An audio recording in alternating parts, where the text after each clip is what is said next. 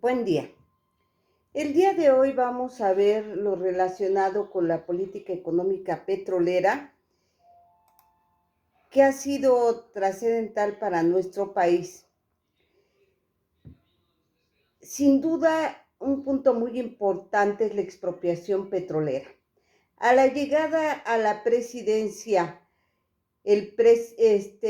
Lázaro Cárdenas inició grandes avances que iniciaron en 1935 formando lo que es el Sindicato de Trabajadores Petroleros de la República Mexicana, punto muy importante para nuestro país, en donde podemos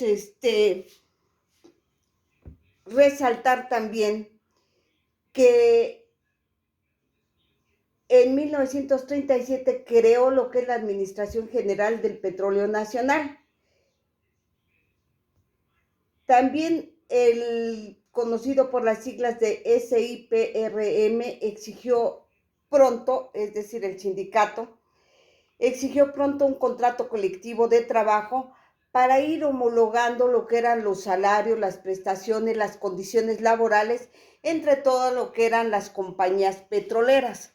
La negociación lamentablemente fue fallida, ya que las petroleras argumentaron no tener la capacidad financiera necesaria para poder cubrir las demandas. El sindicato, como respuesta, inicia una huelga. Por lo tanto, hubo intervención de lo que es la Junta de Conciliación y Arbitraje, quien realizó un peritaje para determinar si efectivamente estas petroleras tenían la capacidad o no financiera para poder responder a las demandas laborales, desembocando en un laudo que determinó que sí tenían esa capacidad. Lo que pasa es que no querían realizarlo. Las petroleras no aceptaron el laudo y se ampararon. La Suprema Corte de Justicia confirma el laudo y Cárdenas intenta mediar, pero el rechazo de las petroleras continuó. Ante ello, los trabajadores pidieron ante la Junta de Conciliación y Arbitraje, de acuerdo con la Ley Federal del Trabajo, que se cancelaran los contratos entre las petroleras y el sindicato, lo cual se llevó a cabo el 18 de marzo de 1938. El presidente Lázaro Cárdenas ese mismo día decreta la expropiación de la industria petrolera. Si bien es cierto que el mérito es de Lázaro Cárdenas, fue extraordinario, el contexto internacional lamentablemente no jugó a su favor.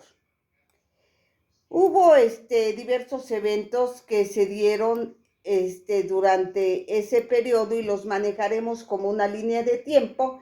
El 18 de marzo de 1938 se decretó la expropiación petrolera.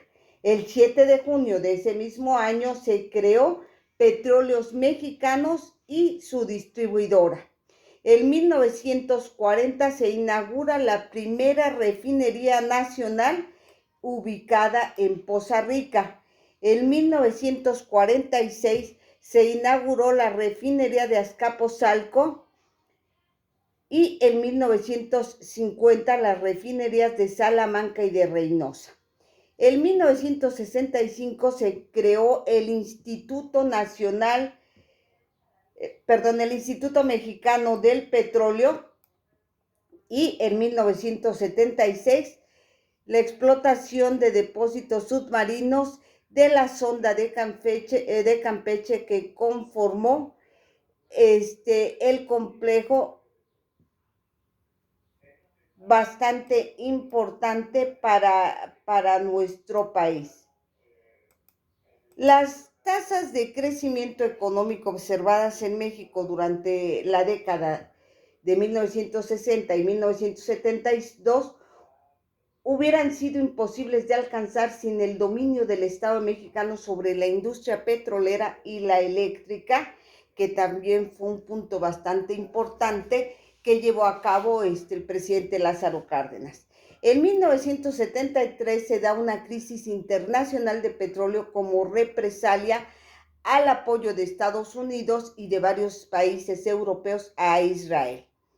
En su guerra contra la Liga Árabe, los países que pertenecían a lo que era la Organización de Países Exportadores de Petróleo, conocido por sus siglas OPEP, en su gran mayoría eran árabes, realizaron un embargo de ventas de petróleo a tanto Estados Unidos como a Europa. Esa reducción en la oferta mundial de petróleo elevó de manera considerable los precios internacionales de petróleo, por lo que las economías desarrolladas entraron en una seria crisis energética que comenzó a colapsar sus sistemas productivos, lo que llevó a estos países a una dura crisis. Por lo que Estados Unidos necesitaba una fuente alternativa de abastecimiento de petróleo y de inmediato puso sus ojos en nuestro país y nuevamente como parte de su solución. Primero, le prohibió a nuestro país que se adhiriera a la OPEP. Segundo, presionó a nuestro país a adherirse a la Agencia Internacional de Energía, liderada por Estados Unidos y por varios países europeos. Tercero, el compromiso que adquirió México ante lo que es esta Agencia Internacional de Energía fue incrementar las exportaciones mexicanas de crudo a cambio de empréstitos.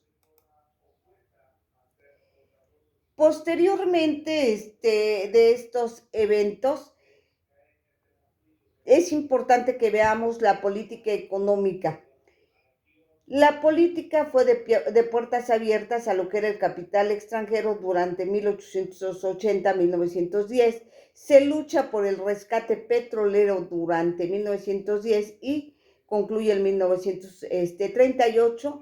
Se realiza lo que es la consolidación del avance de la industria petrolera nacionalizada de 1938 a 1973 y hay varios intentos de transformar a México en un gran exportador durante 1974-1976. Retomando, el 18 de marzo de 1938, México, encabezado por el entonces presidente Lázaro Cárdenas, les arrebató a las empresas y gobiernos extranjeros la propiedad y el dominio del sector energético. A partir de 1980 nuevamente se empieza a perder el control nacional sobre el sector petrolero y actualmente se puede considerar la pérdida total de la soberanía energética. A partir de lo que fue el sexenio de López Portillo, la situación económica se complicó ya que había que amortizar y pagar los servicios de lo que era la deuda externa y se tenía que sobreexplotar los yacimientos petroleros para obtener divisas por la exportación del crudo. Y así es como se fue dando lo que es un círculo vicioso en donde se da un agotamiento de yacimientos, hay un abandono a la estrategia de la industrialización,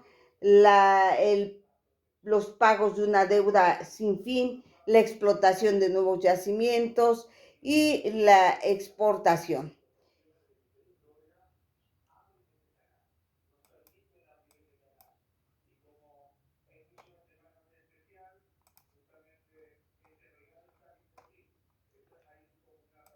Posteriormente, y a partir de lo que es el sexenio de